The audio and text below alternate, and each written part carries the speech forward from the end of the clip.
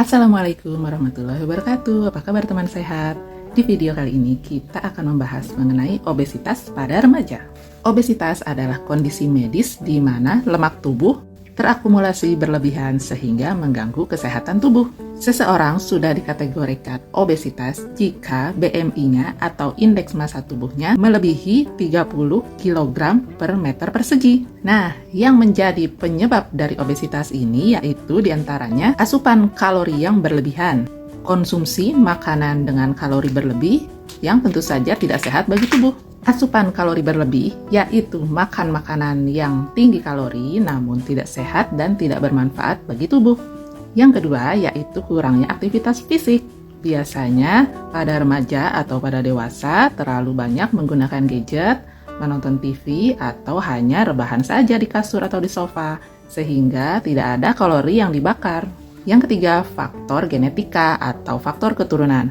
Biasanya, penderita atau orang yang mengalami obesitas ada sejarah obesitas juga pada keluarganya. Tidak hanya orang tua, ayah, ibu, kakak, adik, bisa juga paman, kakek atau nenek atau saudara sepupunya. Bisa juga faktor lingkungan. Lingkungan ini bisa lingkungan keluarga, lingkungan sekolah, lingkungan tetangga, atau lingkungan kantor. Jadi jika teman-temannya atau orang sekitarnya tidak mau berolahraga atau makan makanan yang tidak sehat, biasanya juga mempengaruhi terhadap diri kita. Yang berikutnya adalah gangguan hormon. Hormon juga berpengaruh terhadap berat badan, bisa terlalu kurus, terlalu gemuk, juga bisa dipengaruhi oleh hormon. Yang terakhir yaitu faktor psikologis. Ternyata faktor psikologis ini sangat berpengaruh terhadap pola hidup, cara kita makan, cara kita beraktivitas sehari-hari, jadi juga bisa mempengaruhi terhadap bobot tubuh kita. Nah, berikut beberapa gejala yang biasa terdapat pada orang obesitas. Yang pertama sudah pasti berat badannya sangat berlebih, seperti yang dikatakan tadi, BMI-nya 30 ke atas. Juga terdapat banyak timbunan lemak, seperti di perut, di tangan, atau di paha.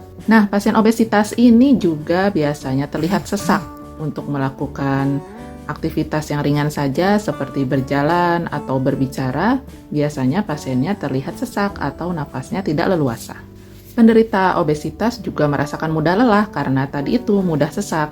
Jadi untuk melakukan hal ringan saja, penderita obesitas ini mudah lelah, apalagi untuk melakukan aktivitas berat seperti jogging atau jalan, menaiki tangga. Nah, penderita obesitas juga biasanya sering mengeluhkan nyeri sendi, terutama sendi tulang belakang atau sendi pada bokong atau sendi lutut karena tubuhnya harus menopang berat badan penderita obesitas ini. Nah, lalu bagaimana untuk mendiagnosa atau mengetahui seseorang ini menderita obesitas atau tidak?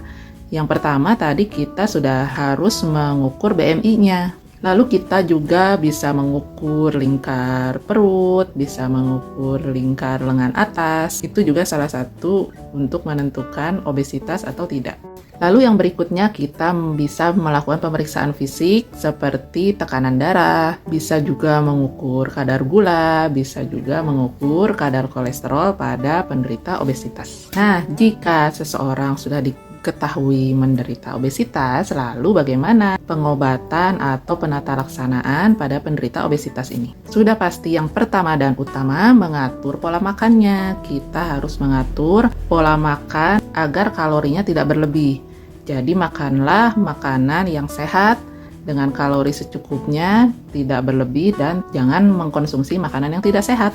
Yang kedua, tentu saja meningkatkan aktivitas fisik seperti berolahraga minimal jalan kaki sehari 15-30 menit. Jangan terlalu banyak rebahan ya. Selanjutnya, jika dua hal tadi sudah dilakukan namun tetap tidak turun berat badannya, boleh dilakukan konseling. Konselingnya boleh ke ahli gizi, ke dokter penyakit dalam boleh, atau jika masih usia 18 ke bawah boleh ke dokter anak, juga bisa konsultasi ke psikolog atau ke psikiater. Lalu sebelum terjadi bagaimana nih agar tidak terjadi obesitas? Ya, itu harus dilakukan pencegahan. Pencegahannya ya tentu saja dengan mengatur pola makan. Makanlah dengan gizi seimbang dan makan makanan yang sehat tanpa pengawet, tambahan gula atau tambahan natrium. Anjurkan juga untuk berolahraga, terutama berjalan kaki sekitar 30 menit per hari untuk seminggu sekitar 3-5 kali. Kurangi penggunaan gadget dan kurangi waktu menonton TV. Lalu juga tingkatkan edukasi pola hidup sehat di sekolah atau di lingkungan rumah. Nah, yang perlu diketahui selain gejala-gejala mengenai obesitas tadi, yang harus diwaspadai yaitu komplikasi yang akan terjadi.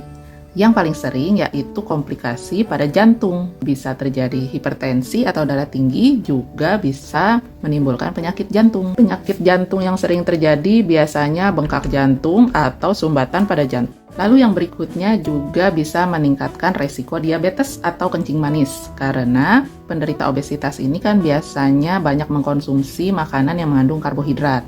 Jika tidak terkendali akan menimbulkan diabetes di kemudian hari. Bisa juga mengganggu pernafasan, mudah sesak, atau tiba-tiba malam hari terbangun karena sesak. Lalu yang terakhir, yang paling sering terjadi yaitu gangguan sendi. Jadi tubuhnya tidak kuat menopang berat badan sehingga sendi-sendi di daerah tulang belakang, sendi bokong, atau sendi lututnya menjadi berat menanggung bebannya. Nah, jadi kesimpulannya, obesitas terutama pada remaja ini utamanya bukan karena penampilan ya, tapi untuk kesehatan jangka panjang di usia tuanya kelak atau usia dewasa. Oke, terima kasih sudah menyimak video kali ini. Semoga bermanfaat.